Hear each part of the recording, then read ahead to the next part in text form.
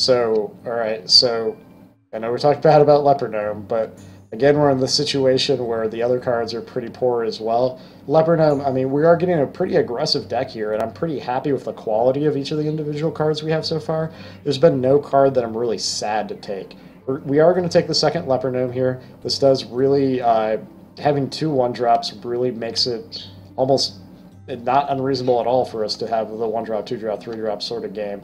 Wisp is, you pretty much never take Wisp. A 1/1, even if it got a 1/1 is almost never worth a full card, so you really need it. This is more of a tempo card, but you need to think about things in terms of card advantage, and will I be able to trade this 1/1 for a full card of my opponents?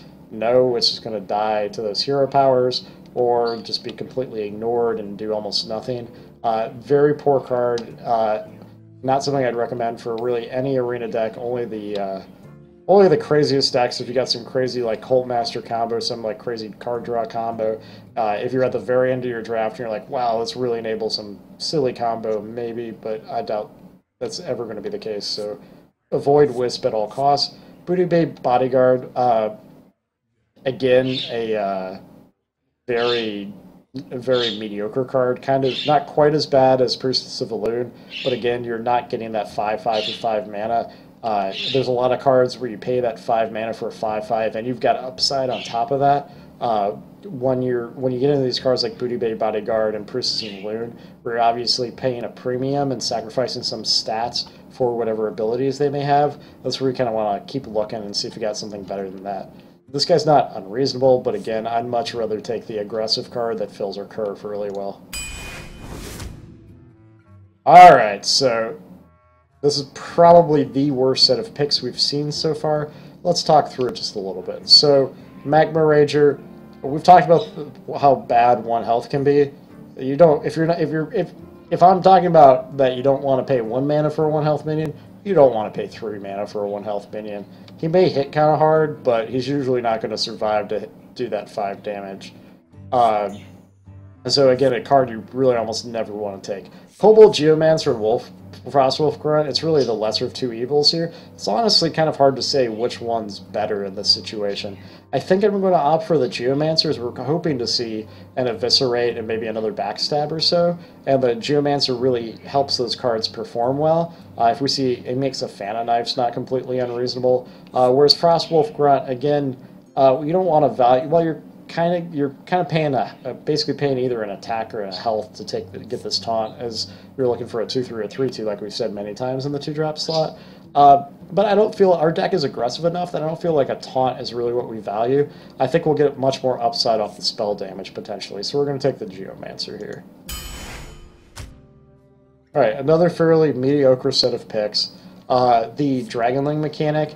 I used to value this card much more highly. I value it pretty low now. As a 2/4 and 2/1, neither of those cards individually trade very effectively at all. A 2/4, I mean, it usually just dies to a Yeti or dies to a Zordrake, and their minion keeps on trucking. And the 2/1 just dies to the hero power. So this card's okay. It does put 4 attack and 5 health on the board for 4 mana, which, I mean, comparable to Chill and Yeti, but just much more easy to deal with because it's in 2 packets of health and damage than a Chill and Yeti. Frostwolf Warlord, very okay card. Generally, in situations where this card is good, you're already winning, and so the ability doesn't matter that much. So, I mean, you really want to... This is essentially a 5 mana 5/5. Sometimes it's a 5 mana 4/4. It's never going to win you a game you're behind in. Not a card I'm particularly excited about. Fang Creeper, again, I'm not particularly excited about this card either, but I think this might be the best of the cards here. He is particularly hard to get through, having 6 health and taunt, and 3 attack isn't really anything to sneeze at either.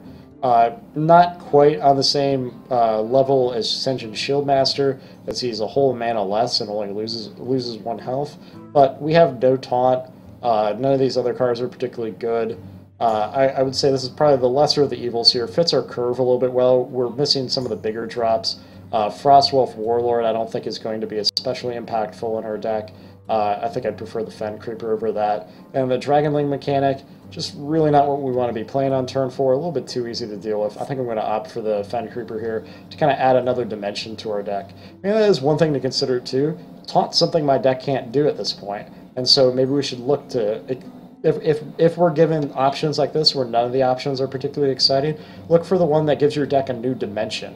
So Fen Creeper, for example, gives us Taunt, and we didn't have Taunt before. These other two are essentially just doing the same game plan we had before, where they're just adding power to the board. Neither does it especially progressively, so we're not going to take those. We're going to take the one that gives us a new dimension to our deck, which is the Fen Creeper.